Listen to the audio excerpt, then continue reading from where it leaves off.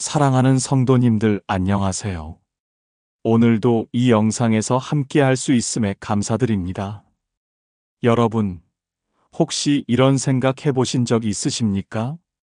내 인생의 마지막 순간이 온다면 그때 내 마음 속에 남아있을 말씀은 무엇일까? 우리가 이 땅에서 살아가는 동안 수많은 말씀을 듣고 있습니다. 주일마다 예배에서, 새벽 기도회에서, 성경 통독하면서 말입니다. 그런데 정작 우리 인생의 가장 중요한 순간들, 정말 힘들고 어려울 때, 또는 생의 마지막을 준비할 때, 우리 마음속에 살아있는 말씀이 있다면 그것만큼 큰 위로가 어디 있겠습니까? 요즘 많은 분들이 말씀합니다. 세상이 너무 빠르게 변하고, 불안하고, 내일이 어떻게 될지 모르겠다고 말입니다. 건강도 염려되고, 자녀들 걱정도 되고, 경제적인 어려움도 있고, 때로는 신앙생활 하면서도 확신이 흔들릴 때가 있습니다. 그런 경험 있으시죠? 그런데 사랑하는 성도님들, 오늘 제가 여러분과 나누고 싶은 말씀이 있습니다. 하나님께서는 우리가 이 땅에서 살아가는 동안, 그리고 영원으로 가는 그 순간까지 우리 마음 속에 깊이 새겨두어야 할 귀한 말씀들을 주셨습니다. 오늘 우리가 함께 나눌 7가지 말씀은 단순히 외우는 구절이 아닙니다. 우리 삶의 모든 순간에 힘이 되고 위로가 되고 소망이 되는 생명의 말씀입니다.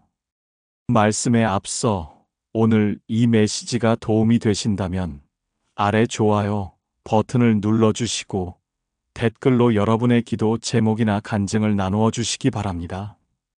그리고 이런 은혜의 말씀이 더 많은 분들에게 전해질 수 있도록 구독과 알림 설정도 부탁드립니다. 우리가 함께 기도하고 함께 격려하는 믿음의 공동체가 되었으면 좋겠습니다. 이제 말씀 나누겠습니다. 첫 번째로 우리가 마음에 새겨야 할 말씀은 요한복음 3장 16절 말씀입니다. 하나님이 세상을 이처럼 사랑하사 독생자를 주셨으니 이는 그를 믿는 자마다 멸망하지 않고 영생을 얻게 하려 하심이라. 사랑하는 성도님들, 이 말씀을 처음 들으셨을 때를 기억하십니까? 어떤 분들은 어린 시절 주일학교에서, 어떤 분들은 전도지를 통해서, 또 어떤 분들은 인생의 가장 힘든 순간에 이 말씀을 만났을 것입니다. 이 말씀은 성경 전체를 관통하는 복음의 핵심입니다. 우리가 왜 교회에 나오는지, 왜 예수님을 믿는지, 왜 이 신앙을 지켜가는지에 대한 모든 답이 이 한 구절 안에 담겨 있습니다. 하나님이 세상을 이처럼 사랑하사. 여기서 이처럼이라는 표현을 주목해 보십시오. 이것은 인간의 언어로는 다 표현할 수 없는, 측량할 수 없는, 비교할 수 없는 하나님의 사랑을 나타냅니다. 우리가 이 세상에서 경험하는 그 어떤 사랑과도 비교할 수 없는 사랑입니다.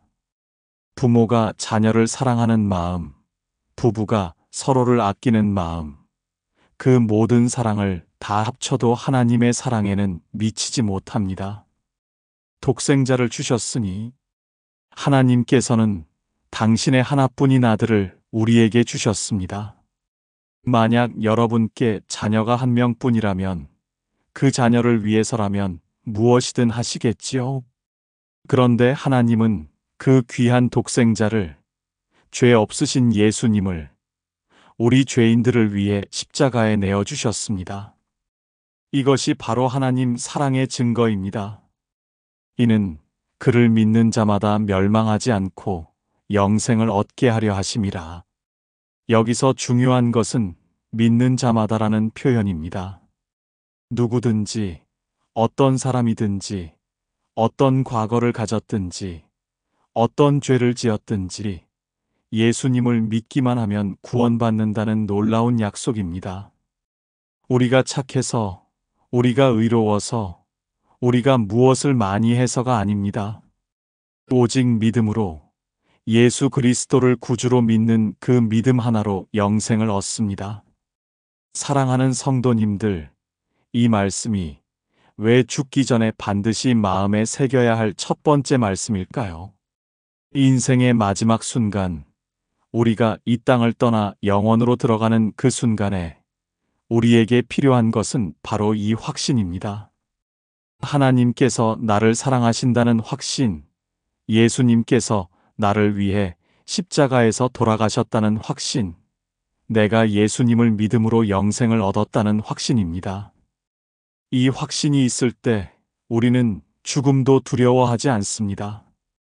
이 확신이 있을 때 우리는 어떤 시련 가운데서도 흔들리지 않습니다.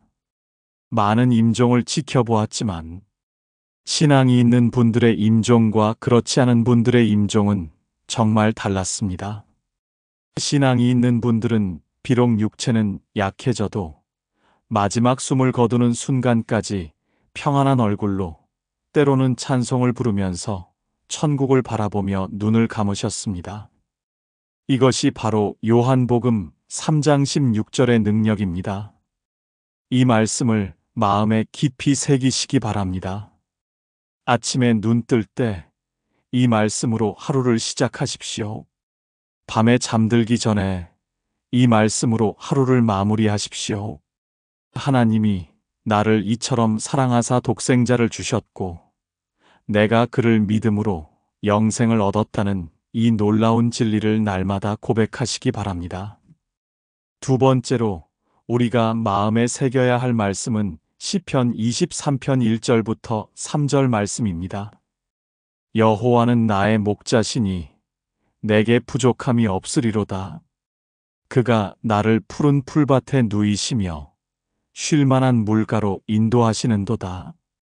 내 영혼을 소생시키시고 자기 이름을 위하여 의의 길로 인도하시는도다. 사랑하는 성도님들, 시편 23편은 아마도 성경에서 가장 많이 암송되고 가장 많이 사랑받는 시편일 것입니다. 특별히 이 첫 세 구절은 우리 인생에서 하나님이 어떤 분이신지를 가장 아름답게 표현하고 있습니다. 다윗은 양을 치던 목동 출신이었습니다. 그는 양들이 어떻게 사는지, 양들에게 무엇이 필요한지, 목자가 양들을 어떻게 돌보는지를 누구보다 잘 알았습니다. 그런 다윗이 하나님을 나의 목자라고 고백합니다. 여호와는 나의 목자시니 이 고백에는 깊은 신뢰가 담겨 있습니다. 목자는 양을 위해 자기 목숨도 내어놓는 존재입니다. 목자는 양이 길을 잃으면 찾아 나서고 양이 다치면 싸매주고 양이 배고프면 먹이를 찾아주고 양이 위험에 처하면 자기 몸으로 막아섭니다. 하나님이 바로 그런 목자시라는 것입니다. 내게 부족함이 없으리로다. 이 말씀이 우리에게 물질적으로 항상 풍족하다는 뜻일까요? 그렇지 않습니다. 이것은 하나님께서 우리 인생에 필요한 모든 것을 아시고 때를 따라 공급해 주신다는 확신의 고백입니다. 때로는 우리가 원하는 것을 주시지 않을 수도 있습니다. 그러나 하나님은 우리에게 필요한 것을 주십니다. 양이 원하는 것과 양에게 필요한 것이 다를 수 있듯이 우리가 원하는 것과 우리에게 정말 필요한 것이 다를 수 있습니다. 그런데 하나님은 우리보다 우리를 더 잘 아시는 분이십니다. 그가 나를 푸른 풀밭에 누이시며 쉴 만한 물가로 인도하시는도다. 양은 풀밭이 있어야 먹을 것이 있고 물이 있어야 목을 축일 수 있습니다. 목자는 양들을 위해 좋은 풀밭과 좋은 물을 찾아다닙니다. 우리 하나님도 그러십니다. 우리 인생에 쉼이 필요할 때 하나님은 우리를 푸른 풀밭에 누이십니다. 우리 영혼이 메마를 때 하나님은 우리를 쉴 만한 물가로 인도하십니다. 요즘 세상이 얼마나 바쁩니까? 특별히 우리 세대는 평생 쉬지 않고 일하며 살아왔습니다. 6.25 전쟁 이후 가난한 나라를 일으키기 위해, 자녀들을 먹여 살리기 위해 밤낮 없이 일했습니다. 그렇게 살다 보니 쉬는 것이 익숙하지 않습니다. 쉬면 뭔가 불안하고 죄책감마저 듭니다. 그런데 하나님은 우리에게 쉼을 주십니다. 푸른 풀밭에 누이시고 쉴 만한 물가로 인도하십니다. 이것은 단순히 육체의 쉼만이 아닙니다. 영혼의 쉼, 마음의 평안, 그 깊은 안식을 의미합니다. 내 영혼을 소생시키시고. 여러분, 영혼이 지친 적 있으십니까? 몸이 지친 것은 잠을 자면 회복됩니다. 그런데 영혼이 지치면 아무리 쉬어도 회복되지 않습니다. 영혼의 피로는 하나님만이 회복시키실 수 있습니다. 하나님은 우리의 지친 영혼을 소생시키시는 분이십니다. 메마른 영혼에 생수를 부어주시고, 상한 마음을 싸매주시고, 낙심한 심령을 일으켜 세우십니다. 자기 이름을 위하여 의의 길로 인도하시는도다. 하나님은 우리를 의의 길로 인도하십니다. 이 길은 우리가 선택한 길이 아니라 하나님이 예비하신 길입니다. 때로는 이 길이 험할 수도 있고, 외로울 수도 있고, 이해되지 않을 수도 있습니다.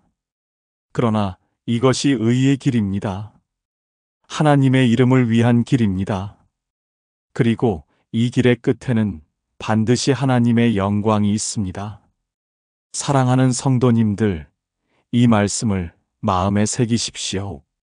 인생의 어려운 순간마다, 앞길이 막막할 때마다 이 말씀을 기억하십시오. 여호와는 나의 목자시니 내게 부족함이 없다고 고백하십시오. 하나님께서 나를 푸른 풀밭에 누이시고 쉴 만한 물가로 인도하시고 내 영혼을 소생시키시고 의의 길로 인도하신다는 이 확신을 붙드십시오. 세 번째로 우리가 마음에 새겨야 할 말씀은 잠언 3장 5절부터 6절 말씀입니다. 너는 마음을 다하여 여호와를 의뢰하고 내 명철을 의지하지 말라. 너는 범사에 그를 인정하라. 그리하면 내 길을 지도하시리라. 이 말씀은 신앙생활의 핵심 원리를 담고 있습니다. 우리가 어떻게 살아야 하는지, 어떤 자세로 하나님을 섬겨야 하는지를 분명하게 가르쳐 줍니다. 너는 마음을 다하여 여호와를 의뢰하고, 마음을 다한다는 것은 전심전력을 다한다는 의미입니다. 반쪽 마음이 아니라 온전한 마음으로, 흔들리지 않는 마음으로, 의심하지 않는 마음으로 하나님을 의뢰하라는 것입니다. 사랑하는 성도님들, 우리는 살면서 많은 것을 의지하며 살아갑니다. 젊을 때는 건강을 의지하고, 돈을 벌 때는 재산을 의지하고, 자녀를 키울 때는 자녀를 의지합니다. 그런데 시간이 지나면서 깨닫게 됩니다. 건강도 언젠가는 약해지고, 재산도 완전한 안전망이 되지 못하고, 자녀도 자기 인생을 살아야 한다는 것을 말입니다. 그래서 이 말씀은 우리에게 말합니다. 마음을 다하여 오직 여호와만을 의뢰하라고 말입니다. 내 명철을 의지하지 말라. 명철은 우리의 지혜, 우리의 판단, 우리의 생각을 의미합니다. 물론 하나님께서 우리에게 생각할 수 있는 능력을 주셨습니다. 그러나 우리의 생각과 판단에는 한계가 있습니다. 우리는 내일 일도 알 수 없고, 1년 후도 알 수 없고, 10년 후는 더더욱 알 수 없습니다. 그런데 하나님은 모든 것을 아십니다. 처음부터 끝까지, 알파에서 오메가까지 모든 것을 보시고 아시는 분이십니다. 그러니 우리의 제한된 명철을 의지하지 말고 모든 것을 아시는 하나님을 의지하라는 것입니다. 대부분의 성도들이 특별히 중요한 결정을 앞두고 많은 고민을 합니다. 사업을 해야 할지 말아야 할지, 이사를 가야 할지 말아야 할지, 직장을 옮겨야 할지 말아야 할지. 그럴 때마다 제가 드리고 싶은 말씀은 내 명철을 의지하지 말고 하나님을 의뢰하라고 말입니다. 우리가 아무리 생각하고 계획해도 우리 생각대로 되지 않는 경우가 얼마나 많습니까? 그런데 하나님께 맡기고 의뢰하면 하나님께서 우리가 생각지도 못한 방법으로 길을 여시는 것을 경험합니다. 너는 범사에 그를 인정하라. 범사는 모든 일을 의미합니다. 큰 일만이 아니라 작은 일도, 중요한 일만이 아니라 사소한 일도 모든 일에서 하나님을 인정하라는 것입니다. 그를 인정한다는 것은 하나님의 주권을 인정하고 하나님의 뜻을 구하고 하나님의 인도하심을 따르는 것을 의미합니다. 아침에 일어나서 무엇을 먹을지 결정할 때도, 누구를 만날지 결정할 때도, 어떤 말을 할지 결정할 때도 하나님을 인정하는 것입니다. 이것이 바로 신앙생활입니다. 일주일에 한 번 교회 가는 것만이 신앙생활이 아닙니다. 하루 24시간, 1년 365일, 모든 순간, 모든 장소에서 하나님을 인정하며 사는 것이 신앙생활입니다. 그리하면 내 길을 지도하시리라. 이것이 바로 약속입니다. 우리가 마음을 다하여 하나님을 의뢰하고 우리 명철을 의지하지 않고 범사에 하나님을 인정하면 하나님께서 우리 길을 지도하신다는 약속입니다. 지도하신다는 것은 인도하신다는 의미입니다.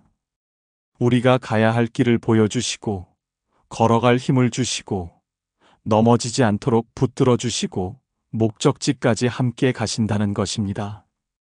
사랑하는 성도님들, 우리 인생의 길이 항상 평탄하지는 않습니다. 때로는 험한 산길을 가야 할 때도 있고 어두운 골짜기를 지나야 할 때도 있습니다. 그러나 하나님께서 우리 길을 지도하신다는 이 약속을 붙들으십시오. 우리 스스로의 명철을 의지하지 말고 마음을 다하여 하나님을 의뢰하십시오. 범사에 그를 인정하며 살아가십시오. 그러면 하나님께서 반드시 우리 길을 지도하실 것입니다. 네 번째로 우리가 마음에 새겨야 할 말씀은 마태복음 6장 30절 말씀입니다. 그런즉 너희는 먼저 그의 나라와 그의 의를 구하라. 그리하면 이 모든 것을 너희에게 더하시리라. 이 말씀은 예수님께서 산상수훈에서 주신 가르침 중 하나입니다. 이 말씀 앞에서 예수님은 우리가 무엇을 먹을까, 무엇을 마실까, 무엇을 입을까 염려하지 말라고 말씀하십니다. 그리고 대신 무엇을 하라고 말씀하십니까? 먼저 그의 나라와 그의 의를 구하라고 하십니다. 먼저라는 단어가 중요합니다. 이것은 우선순위를 말합니다. 우리 인생에서 무엇이 첫 번째인가, 무엇이 가장 중요한가를 말합니다. 사랑하는 성도님들, 우리는 살면서 많은 것을 추구합니다. 좋은 직장, 안정된 수입, 건강한 몸, 화목한 가정, 자녀의 성공. 이 모든 것이 나쁜 것은 아닙니다. 하나님께서도 이런 것들을 주시기를 원하십니다. 그런데 문제는 우선순위입니다. 우리가 이런 것들을 먼저 구하느냐, 아니면 하나님의 나라와 하나님의 의를 먼저 구하느냐 하는 것입니다. 그의 나라를 구한다는 것은 하나님의 통치를 인정하고 하나님의 뜻이 이루어지기를 구하는 것입니다. 내 뜻이 아니라 하나님의 뜻이, 내 계획이 아니라 하나님의 계획이, 내 영광이 아니라 하나님의 영광이 이루어지기를 구하는 것입니다. 그의 의를 구한다는 것은 의롭게 사는 것, 하나님 보시기에 옳은 길을 걷는 것을 의미합니다. 세상의 기준이 아니라 하나님의 기준으로, 사람의 눈이 아니라 하나님의 눈으로, 하나님께서 기뻐하시는 삶을 사는 것입니다. 우리는 대부분 세상적인 성공을 쫓아갈 것인가, 아니면 하나님의 뜻을 따라 살 것인가 고민합니다. 세상의 많은 사람들은 다들 좋은 직장, 높은 연봉, 안정된 미래를 위해 달려가고 있습니다. 그렇기에 우리는 그 길이 당연한 것처럼 보였고, 그렇게 가야만 성공하는 것처럼 느껴졌습니다. 그런데 이 말씀을 붙들어야 합니다. 먼저 그의 나라와 그의 의를 구하라. 이 말씀에 순종하십시오. 하나님의 나라를 먼저 구하기로 결심하십시오. 교회 봉사를 최우선으로 하고, 주일 성수를 지키고, 11조를 드리고, 세상의 기준이 아닌 하나님의 기준으로 살기로 다짐하십시오. 하나님께서 정말로 이 모든 것을 더하여 주신다는 것을 반드시 경험하실 것입니다. 물질적으로 부족함이 없게 하시고, 건강을 지켜주시고, 가정을 축복하시고, 무엇보다 영혼의 기쁨과 평안을 주실 것입니다. 그리하면 이 모든 것을 너희에게 더하시리라. 이것이 바로 약속입니다. 우리가 먼저 하나님의 나라와 의를 구하면 하나님께서 우리에게 필요한 모든 것을 더하여 주신다는 약속입니다. 더하신다는 것은 우리가 구하지 않았는데도 주신다는 의미입니다. 우리가 걱정하고 염려하지 않아도 하나님께서 알아서 채워주신다는 것입니다. 요즘 많은 분들이 노후를 걱정합니다. 연금이 충분한지, 저축이 충분한지, 건강보험이 충분한지 염려합니다. 물론 준비하는 것은 필요합니다. 그러나 그것이 우리의 첫 번째 관심사가 되어서는 안 됩니다. 먼저 하나님의 나라와 의를 구하십시오.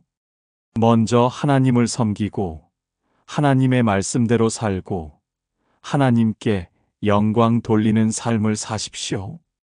그러면 하나님께서 우리의 노후도, 우리의 건강도, 우리의 모든 필요도 책임져 주실 것입니다. 이것이 하나님의 약속입니다. 사랑하는 성도님들, 이 말씀을 마음에 새기십시오. 인생의 우선순위를 분명히 하십시오. 먼저 그의 나라와 그의 의를 구하는 삶을 사십시오. 그러면 하나님께서 이 모든 것을 더하여 주실 것입니다. 다섯 번째로 우리가 마음에 새겨야 할 말씀은 빌립보서 4장 6절 7절 말씀입니다. 아무것도 염려하지 말고 다만 모든 일에 기도와 간구로 너희 구할 것을 감사함으로 하나님께 아뢰라. 그리하면 모든 지각에 뛰어난 하나님의 평강이 그리스도 예수 안에서 너희 마음과 생각을 지키시리라. 사랑하는 성도님들, 혹시 지금 이 순간에도 염려되는 일이 있으십니까? 밤에 잠을 이루지 못할 만큼 걱정되는 문제가 있으십니까? 건강 문제, 자녀 문제, 경제 문제, 관계의 문제, 미래에 대한 불안. 우리는 살아가면서 참 많은 것들을 염려하며 살아갑니다. 특별히 우리 세대는 평생 걱정과 염려 속에서 살아왔다고 해도 과언이 아닙니다. 먹고 사는 문제로, 자녀 교육 문제로, 집 장만 문제로, 노후 준비 문제로 한시도 마음 편할 날이 없었습니다. 그런데 사도 바울은 이 말씀을 통해 우리에게 놀라운 명령을 하십니다. 아무것도 염려하지 말라고 말입니다. 아무것도 염려하지 말고. 여기서 아무것도라는 표현을 주목해 보십시오. 이것은 어떤 것도, 무엇 하나도 염려하지 말라는 의미입니다. 큰 일만이 아니라 작은 일도, 중요한 문제만이 아니라 사소한 걱정거리도 모든 것을 염려하지 말라는 것입니다. 그런데 사랑하는 성도님들, 이것이 가능한 일입니까? 우리가 정말 아무것도 염려하지 않고 살 수 있습니까? 여기서 중요한 것은 이 말씀이 단순히 염려하지 말라고만 하지 않는다는 것입니다. 대신 무엇을 하라고 말합니까? 다만 모든 일에 기도와 간구로 너희 구할 것을 감사함으로 하나님께 아뢰라. 염려하지 말라는 명령과 함께 기도하라는 명령이 주어집니다. 염려를 기도로 바꾸라는 것입니다. 걱정을 하나님께 아뢰는 것으로 바꾸라는 것입니다. 기도와 간구로. 기도는 하나님과의 대화이고 간구는 간절히 구하는 것입니다. 우리의 필요를, 우리의 어려움을, 우리의 모든 문제를 하나님께 말씀드리는 것입니다. 그런데 여기서 더 중요한 것이 있습니다. 감사함으로라는 표현입니다. 감사함으로 하나님께 아뢰라는 것입니다. 사랑하는 성도님들, 어려운 상황에서 감사하기가 쉽습니까? 문제가 산적해 있는데 감사가 나옵니까? 그런데 이것이 바로 신앙입니다. 문제를 보지 않고 하나님을 보는 것입니다. 어려움을 보지 않고 하나님의 능력을 보는 것입니다. 현재의 고통을 보지 않고 하나님의 선하신 계획을 믿는 것입니다. 제가 아는 한 집사님은 큰 사업을 하시다가 실패하셨습니다. 빚만 수억 원이 남았습니다. 보통 사람 같으면 절망하고 포기했을 상황입니다. 그런데 그분은 이 말씀을 붙들었습니다. 아무것도 염려하지 말고 모든 일에 기도와 간구로 감사함으로 하나님께 아뢰었습니다. 매일 새벽 기도회에 나가서 하나님께 기도하셨습니다. 그리고 감사했습니다. 이런 어려움 가운데서도 건강을 주신 것을 감사하고, 가족이 함께 있는 것을 감사하고, 여전히 믿음을 지킬 수 있는 것을 감사했습니다. 그렇게 10년이 지났습니다. 하나님께서 그분을 다시 세워주셨습니다. 빚을 다 갚게 하시고, 새로운 사업을 열어주시고, 이전보다 더 큰 축복을 주셨습니다. 그 10년의 시간이 인생에서 가장 힘들었지만 동시에 가장 귀한 시간이었다고 말씀하십니다. 그 시간을 통해 정말로 하나님만 의지하는 법을 배웠고, 기도의 능력을 경험했고, 감사의 힘을 알게 되었다고 말입니다. 그리하면 모든 지각에 뛰어난 하나님의 평강이 그리스도 예수 안에서 너희 마음과 생각을 지키시리라. 이것이 바로 약속입니다. 우리가 염려 대신 기도를 선택할 때, 걱정 대신 감사를 선택할 때 하나님께서 주시는 것이 있습니다. 바로 평강입니다. 모든 지각에 뛰어난 평강입니다. 이 평강은 세상이 주는 평안과는 다릅니다. 환경이 좋아서 얻는 평안이 아닙니다. 문제가 다 해결되어서 오는 평안이 아닙니다. 이것은 하나님께서 주시는 초자연적인 평강입니다. 폭풍 가운데서도 흔들리지 않는 평안입니다. 어려움 가운데서도 무너지지 않는 평안입니다. 사람의 이해를 뛰어넘는, 설명할 수 없는, 오직 하나님께로부터 오는 평강입니다. 이 평강이 우리 마음과 생각을 지켜줍니다. 마음이 불안에 사로잡히지 않도록 지켜주고, 생각이 부정적인 방향으로 흐르지 않도록 지켜줍니다. 사랑하는 성도님들, 지금 염려되는 일이 있으십니까? 그것을 하나님께 아뢰십시오. 기도와 간구로, 감사함으로 하나님께 말씀드리십시오. 그러면 하나님께서 모든 지각에 뛰어난 평강으로 여러분의 마음과 생각을 지켜주실 것입니다. 6번째로 우리가 마음에 새겨야 할 말씀은 로마서 8장 28절 말씀입니다. 우리가 알거니와 하나님을 사랑하는 자, 곧 그의 뜻대로 부르심을 입은 자들에게는 모든 것이 합력하여 선을 이루느니라. 사랑하는 성도님들, 이 말씀은 우리 인생의 모든 순간을 이해하는 열쇠입니다. 우리가 살면서 겪는 모든 일들, 좋은 일도, 나쁜 일도, 기쁜 일도, 슬픈 일도, 성공도, 실패도, 건강할 때도 아플 때도 모든 것이 어떻게 연결되어 있는지를 보여주는 말씀입니다. 우리가 알거니와 이 표현으로 시작합니다. 이것은 우리가 이미 알고 있는 진리라는 의미입니다. 우리가 믿고 확신해야 할 진리라는 의미입니다. 하나님을 사랑하는 자, 곧 그의 뜻대로 부르심을 입은 자들에게는 여기서 대상이 명확해집니다. 누구에게 이 약속이 주어지는가? 하나님을 사랑하는 자에게입니다. 그의 뜻대로 부르심을 입은 자에게입니다. 사랑하는 성도님들, 여러분은 하나님을 사랑하십니까? 여러분은 하나님의 부르심을 받았습니까? 만약 그렇다면 이 약속은 바로 여러분을 위한 약속입니다. 모든 것이 합력하여 선을 이루느니라. 이것이 핵심입니다. 모든 것이라는 표현을 보십시오. 어떤 것이 아니라 모든 것입니다. 좋은 일만이 아니라 나쁜 일도, 원하는 일만이 아니라 원치 않는 일도, 이해되는 일만이 아니라 이해되지 않는 일도 모든 것이 포함됩니다. 합력하여라는 표현도 중요합니다. 이것은 함께 일한다는 의미입니다. 각각의 일들이 따로 놀지 않고 함께 어우러져서 일한다는 것입니다.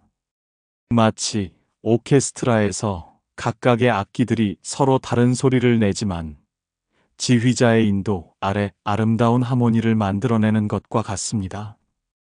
우리 인생의 모든 사건들도 그렇습니다.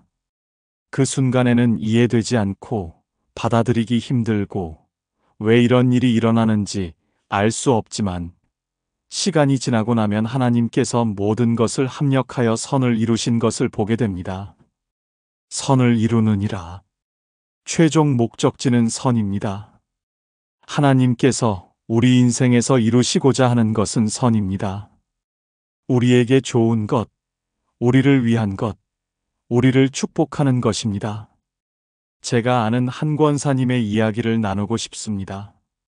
그분은 젊은 시절 남편을 잃으셨습니다. 아이 셋을 혼자 키워야 하는 상황이 되었습니다. 그때 그분은 하나님께 물었습니다. 왜 이런 일이 일어났습니까? 왜 저를 이렇게 힘들게 하십니까? 그런데 세월이 흐른 후 그분은 깨달았습니다. 그 어려운 시간이 있었기에 하나님을 더 깊이 의지하게 되었고, 기도의 사람이 되었고, 믿음이 성장했다는 것을 말입니다. 그리고 그렇게 키운 세 자녀가 모두 하나님을 섬기는 사람들이 되었습니다. 한 명은 목사가 되었고, 한 명은 선교사가 되었고, 한 명은 교회 장로가 되었습니다. 그분은 지금 80이 넘으셨지만 교회에서 누구보다 열심히 섬기고 계십니다. 그리고 간증하십니다. 그때 그 고난이 없었다면 오늘의 축복도 없었을 것이라고 말입니다. 하나님께서 모든 것을 합력하여 선을 이루셨다고 말입니다. 사랑하는 성도님들, 지금 이해되지 않는 일을 겪고 계십니까? 왜 이런 일이 일어나는지 알 수 없습니까? 하나님께서 나를 버리신 것 같습니까? 그렇지 않습니다. 하나님께서는 지금도 일하고 계십니다. 여러분이 보지 못하는 곳에서 여러분이 알지 못하는 방법으로 모든 것을 합력하여 선을 이루고 계십니다. 이 말씀을 붙드십시오. 하나님을 사랑하는 자, 그의 뜻대로 부르심을 입은 자들에게는 모든 것이 합력하여 선을 이룬다는 이 약속을 믿으십시오. 7번째로 우리가 마음에 새겨야 할 말씀은 요한복음 14장 2절부터 3절 말씀입니다. 너희는 마음에 근심하지 말라. 하나님을 믿으니 또 나를 믿으라. 내 아버지 집에 거할 곳이 많도다. 그렇지 않으면 너희에게 일렀으리라. 내가 너희를 위하여 거처를 예비하러 가노니 가서 너희를 위하여 거처를 예비하면 내가 다시 와서 너희를 내게로 영접하여 나 있는 곳에 너희도 있게 하리라. 사랑하는 성도님들, 이 말씀은 예수님께서 십자가에 달리시기 전날 밤 제자들에게 주신 말씀입니다. 예수님은 곧 잡혀가실 것을 아셨습니다. 십자가에서 돌아가실 것을 아셨습니다. 제자들이 큰 충격과 슬픔에 빠질 것을 아셨습니다. 그래서 미리 이 말씀으로 제자들을 위로하셨습니다. 너희는 마음에 근심하지 말라. 예수님은 제자들의 마음을 아셨습니다. 그들이 얼마나 불안해하는지, 얼마나 두려워하는지, 얼마나 근심하는지를 아셨습니다. 그래서 먼저 말씀하십니다. 근심하지 말라고 말입니다. 사랑하는 성도님들, 예수님은 오늘 우리의 마음도 아십니다. 우리가 무엇을 근심하는지, 무엇을 두려워하는지, 무엇을 걱정하는지를 다 아십니다. 그리고 우리에게도 말씀하십니다. 근심하지 말라고 말입니다. 하나님을 믿으니 또 나를 믿으라. 근심하지 말아야 하는 이유가 여기 있습니다. 우리에게 믿을 분이 계시기 때문입니다. 하나님을 믿고 예수님을 믿기 때문입니다. 만약 우리가 혼자라면, 우리 힘으로 모든 것을 감당해야 한다면 근심하지 않을 수 없을 것입니다.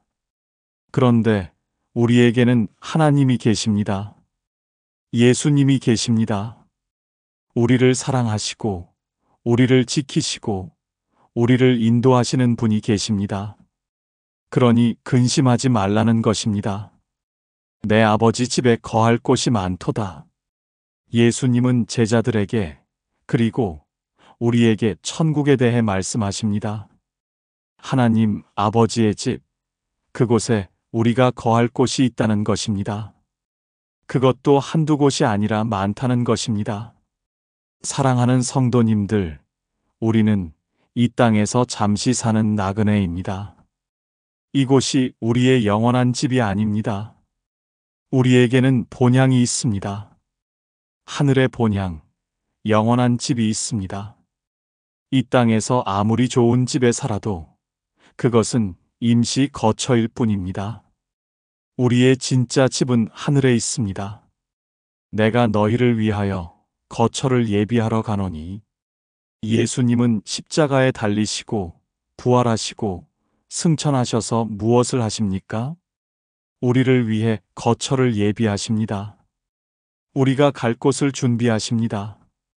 사랑하는 성도님들, 이것이 얼마나 놀라운 은혜입니까? 우주의 창조주이시고 만왕의 왕이신 예수님께서 우리 같은 죄인들을 위해 집을 준비하고 계십니다. 우리가 편히 쉴 수 있도록, 우리가 영원히 거할 수 있도록 사랑으로 준비하고 계십니다. 가서 너희를 위하여 거처를 예비하면 내가 다시 와서 너희를 내게로 영접하여 나 있는 곳에 너희도 있게 하리라. 이것이 우리의 소망입니다. 예수님께서 다시 오신다는 약속입니다. 우리를 영접하러 오신다는 약속입니다. 그리고 우리를 예수님이 계신 곳으로 데려가신다는 약속입니다. 저는 많은 성도님들의 장례식에 참석했었습니다. 그 중에서도 신앙으로 돌아가신 분들의 장례식은 슬픔보다 소망이 있었습니다. 유족들이 우셨지만 그 눈물 속에 평안이 있었습니다. 왜냐하면 이별이 영원한 이별이 아니라는 것을 알기 때문입니다. 천국에서 다시 만날 것을 믿기 때문입니다. 예수님께서 예비하신 그곳에서 다시 만나 영원히 함께 살 것을 믿기 때문입니다. 사랑하는 성도님들, 우리 모두에게는 죽음이라는 관문이 있습니다. 그 누구도 피할 수 없는 관문입니다. 그런데 이 말씀이 있기에 우리는 죽음을 두려워하지 않습니다. 죽음은 끝이 아니라 새로운 시작입니다. 이 땅의 삶을 마치고 영원한 삶으로 들어가는 문입니다. 예수님께서 예비하신 처소로 가는 통로입니다.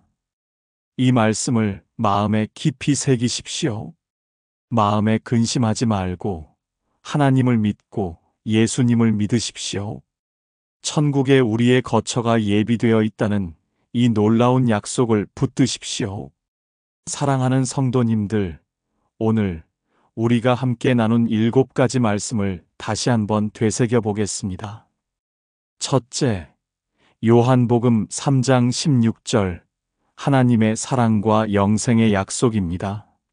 하나님께서 독생자를 주신 그 놀라운 사랑, 그리고 믿는 자마다 영생을 얻는다는 확실한 약속입니다. 둘째, 시편 23편 1절부터 3절, 하나님은 우리의 목자이십니다. 우리를 인도하시고 쉬게 하시고 영혼을 소생시키시는 선한 목자이십니다. 셋째, 잠언 3장 5절부터 6절, 하나님을 의뢰하고 그를 인정하는 삶입니다. 우리의 명철이 아닌 하나님을 의지할 때 하나님께서 우리 길을 지도하십니다. 넷째, 마태복음 6장 33절, 먼저 그의 나라와 의를 구하는 삶입니다. 하나님의 나라를 우선순위에 둘 때 하나님께서 모든 것을 더하여 주십니다. 다섯째, 빌립보서 4장 6절부터 7절, 염려 대신 기도를 선택하는 삶입니다. 감사함으로 하나님께 아뢰을 때 모든 지각에 뛰어난 평강을 경험합니다. 여섯째, 로마서 8장 28절, 모든 것이 합력하여 선을 이루신다는 확신입니다. 지금은 이해되지 않아도 하나님께서 모든 것을 선으로 이끄실 것을 믿습니다.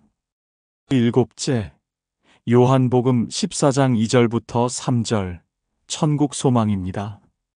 예수님께서 우리를 위해 거처를 예비하시고 다시 오셔서 우리를 영접하실 것입니다. 이 7가지 말씀은 단순히 아름다운 구절이 아닙니다.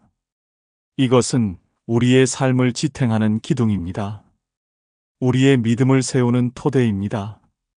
우리의 소망을 붙드는 닫입니다. 특별히 우리가 이 땅을 떠나는 그 마지막 순간까지 우리 마음속에 살아있어야 할 생명의 말씀입니다. 사랑하는 성도님들, 부탁드립니다.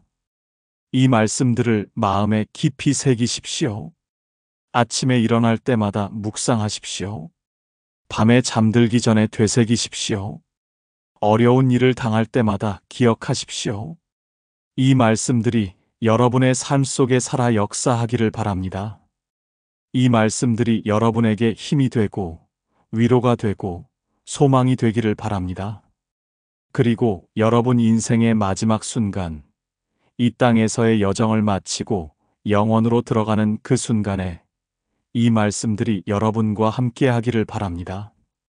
이 말씀들로 인해 죽음도 두렵지 않고 천국을 확신하며 평안히 눈을 감을 수 있기를 바랍니다. 다음 영상에서 또 만나 뵙길 기대하며 하나님의 평안이 여러분과 함께 하기를 기도합니다. 이제 사랑하는 믿음의 가족들을 위해 축복 기도하겠습니다.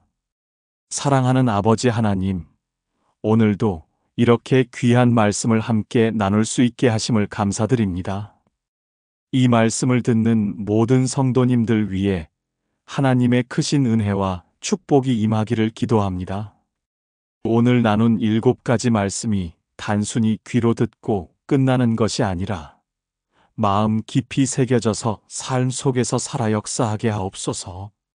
특별히 지금 이 순간에도 어려움과 고통 가운데 있는 모든 분들에게 하나님의 위로와 평안을 부어주옵소서. 건강이 좋지 않아 힘들어하는 분들에게 치유의 은혜를 베풀어 주시고, 경제적으로 어려움을 겪는 분들에게 하나님의 공급하심을 경험하게 하옵소서.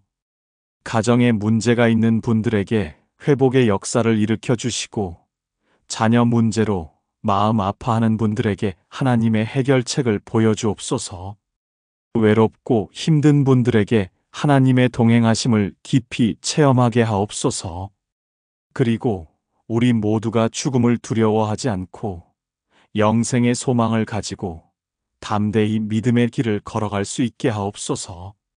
우리가 이 땅을 떠나는 그날까지, 아니, 영원토록 하나님의 사랑 안에서 평안하게 하옵소서.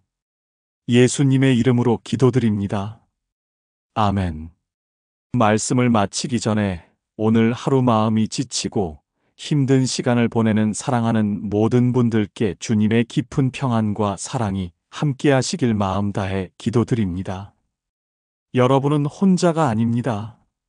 하나님께서 항상 여러분과 함께 하십니다.